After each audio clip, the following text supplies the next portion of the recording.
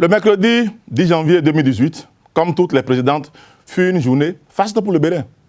C'était la fête du Vodou. Les plus iconoclastes parlent plutôt de la fête des religions endogènes, une appellation plus culturelle, plus englobante, moins sectaire et moins tributaire d'interprétations diverses. Parce que, par-delà les mots et suggestions, ce qui retient l'attention et qui doit concourir à mobiliser toutes les énergies, c'est la question de l'identité culturelle. Car le débat presque millénaire sur ce qu'est ou n'est pas le vaudou divise plus qu'il n'unit. On ne peut, selon son tempérament, cultiver une aimable misanthropie ou un profond cynisme dans la certitude ordinaire où l'on se trouve plongé que le vaudou est décidément capable de tout. Selon le côté de la rive où l'on se retrouve, on peut craindre son abominable appétit de chair fraîche ou sa propension protectionniste des plus faibles contre les plus forts. Tout dépend de la divinité ancrée dans le vaudou et de la cause pour laquelle elle fut sollicitée et des dégâts multilatéraux du service après-vente.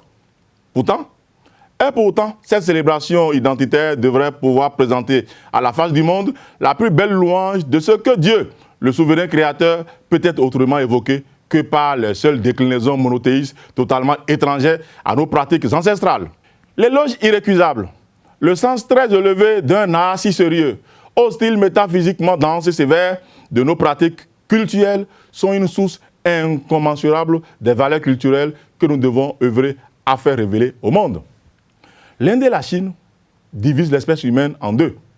Ils ne sont ni musulmans ni chrétiens, majoritairement parlant, mais ils regorgent de fervents croyants où la pratique de la vertu est confondue aux bonnes mœurs et l'allégeance à un Dieu créateur est dévotion absolue et ne fait l'homme d'aucun doute. Le Bénin, disons-le, le Dahomey d'alors, avait cette particularité de rallier par les formules et les pratiques les plus consacrées et seulement réservées aux initiés, le terrestre au céleste. Les invasions de toutes sortes, beaucoup plus subies que voulues ou acceptées, ont entamé sans pour autant réussir à l'achever l'érosion progressive de l'essence même du divin hautement sacré de nos cultures endogènes. En lieu et place, fut progressivement substituée la perversion érigée en divinité, le commerce des impies, le marché de vente aux enchères et réseaux de toutes sortes, des préposés au vol, au viol et à la pédophilie déguisés en prophètes divins. En quelque sorte, une accumulation d'abominations qui a transformé nos religions endogènes en son contraire.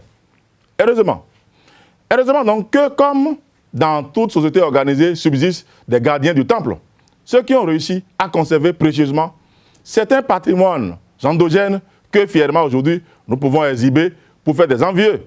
Car qu'est-ce qu'on ne donnerait pas pour voir de ses propres yeux ou entendre de ses oreilles les êtres fabuleux par-delà les choses, des animaux sacrés qui gardent encore des forêts impénétrables, des crocodiles gardiens de certaines fontaines sacrées où seul l'initié peut y mettre pied ou y avoir accès, des morts chez les ancêtres qui peuvent encore parler à leur digne représentant sur terre pour y véhiculer des messages que le sens commun, vulgaire et profane, ne saurait décoder.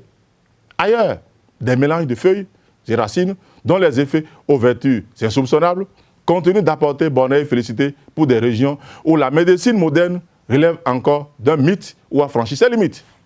Et sur d'autres cieux, des danseuses endiablées, aux pas enchantés et calculés, enroulées dans une merveilleuse chorégraphie qui vous laisse bouche bée, danseuses bien positionnées au premier plan, dont les cambrures courbures, bien dessinées et pompeusement harmonisées, offrent grâce et prestance aux spectateurs joyeux et surexcités. C'est cette fête, cette culture, cette adoration que nous devons prophétiser et appeler de tous nos vœux.